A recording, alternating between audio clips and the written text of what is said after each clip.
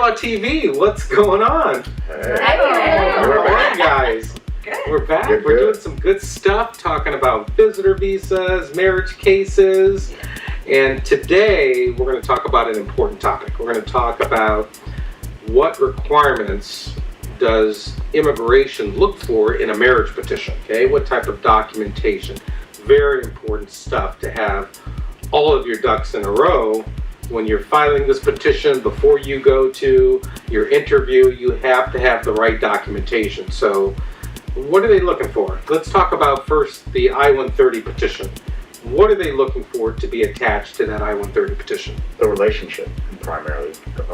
Marriage-wise, it's just the marriage certificate if you've been divorced before, final divorce decrees, and proof that the person you're married to is a U.S. citizen, or, like we're saying, second preference would be a permanent resident, which would be just a copy of your green card and your home passport. What about, do they require birth certificates? Yeah, birth certificates are mandatory, like I said, regardless of whether you're a U.S. citizen or you're not. Birth certificate, in terms of a U.S. citizen, I mean your relative, that would show your proof of citizenship, so you don't need to show your U.S. passport or your naturalization certificate. When you're filing the I-130 adjustment, does your spouse need to have a job? Do they have to show income? They do have to show income. They don't have to have a job, but they have to show that they'll be their sponsor. So basically, they want to make sure that if anything happens, this person is going to be able to take care of his spouse, the foreigner spouse. But if your spouse is unemployed or doesn't make enough money to be your sponsor, that's the actual word, there's options as a co-sponsor. It can be anybody. Anyone that is either a U.S. citizen or a permanent resident can be a co-sponsor. Okay. And it could be a family member, a friend, as long as they show proof of, citizenship or their green card, their taxes, and their W-2s. So that's in connection with what they call the affidavit of support, right? You have to show that you're going to support your alien relative in the U.S. Right. Okay. What other requirements? Is there anything else that needs to go in the petition, Courtney? Well, you want to show at a certain point, whether it be in the petition or in marriage interview, you want to show joint documentation. So you want to give them substantial proof that you're actually married. That can include... Well, before we get there, I was thinking more of, do they require photos? Do they require, medical exams? Do they require... Oh, those type of requirements? Yeah. Absolutely. So the adjustment of status application, not the I-130, the adjustment. The adjustment, Yeah, you need to give 6 passport-style photographs, medical exam, sealed medical exam, your birth certificate. We've gone through some of the requirements. And so where do you get these medicals done? So the medicals have to be... Right. So the medical exams have to be done by a USCIS approved civil surgeon. So you have to go onto the CIS website, you put in, they have a civil surgeon search locator. So you put in your zip code, and then they'll generate a list of doctors near you. And so their fees are all different, so you can call around, see who you like. They test for everything under the sun, TB, they just added gonorrhea. And so what are They just added, yeah. Karen, what are the filing fees for this adjustment application? Is it expensive? The I-485 adjustment of status, the government the I-130 and I-485. What are the fees for that? both forms together are a total of $1,760. That's $1,760 to the government. So that's not so bad, huh? No, this is your life. Yes. Everything is processed. It's time for the interview. The interview. The dreaded interview, the scary interview. People are scared. What are they looking for? What type of documentation should the couple bring to the actual interview to show that the marriage is valid? Let's give them a good list of these documents. So they're looking for substantial joint documentation showing that you're behaving as a married couple would. I think first on their list is taxes. They want to see that you're filing joint taxes and that it's listing that you're filing as a married couple. Next, they look at joint mortgage, joint lease, listing both of your names on the mortgage or the lease.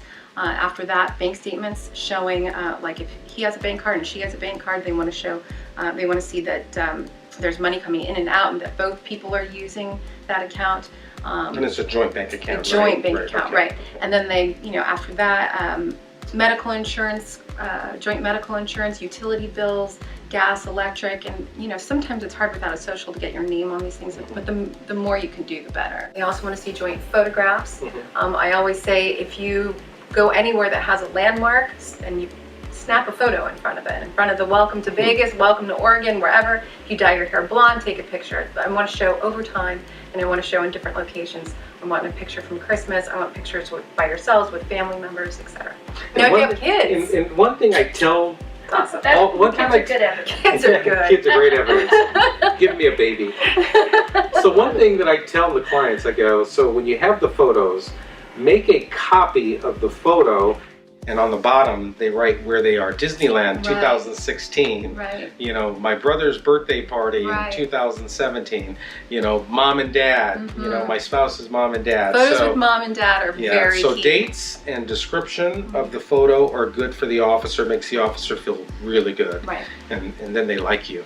And if they like you, Yeah. they approve your case. Approved. Let's talk a little bit about what officers look for in the actual interview. What are they looking for? Does their story match? They want to. Does the story match? Right. Absolutely. Right. And so, I think you're right. I think they look at body language. I mean, to the extent that you're calm is a lot better than if you're fidgety and nervous, right? They first and foremost look at the joint documents. I mean, that's what I find. If you come to the interview with good joint documents, the interview is going to be pretty simple and quick. If you come with a few documents, then they're going to really question you, right? You're going to have a lot of Q&A. And the questions are varied. How did you meet? Where did you meet? Who proposed to who? How many bedrooms in the house? What side do you sleep on? Yeah, does he sleep on? how many siblings does your spouse have? What are their names? What are the parents' names? I mean, so What did you do last Christmas? What did you have Yes. for dinner last night? yes, Those are the birthdays. more advanced questions. That's that I hear. exactly right. Now, if they're really suspicious, if you have a fidgety person and you have minimum documentation, you know what's going to happen?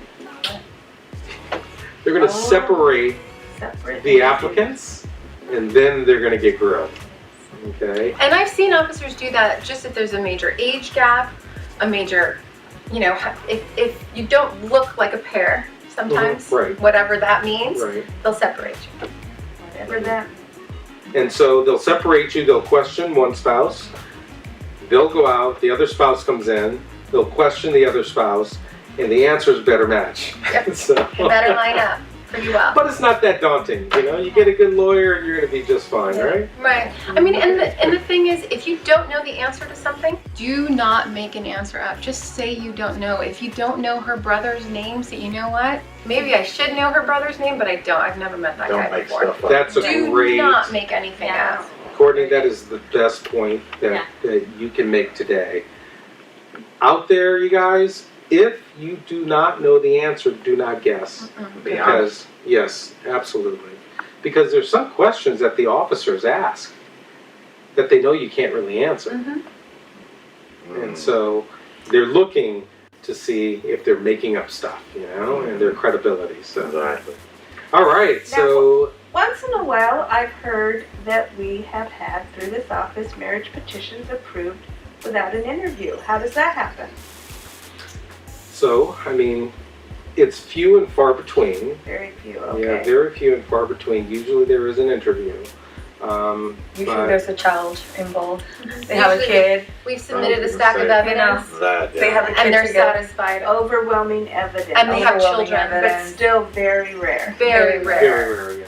Mhm. Very Very interesting. unusual. Okay. All right, Graylaw. So we'll see you at the next one. Thanks.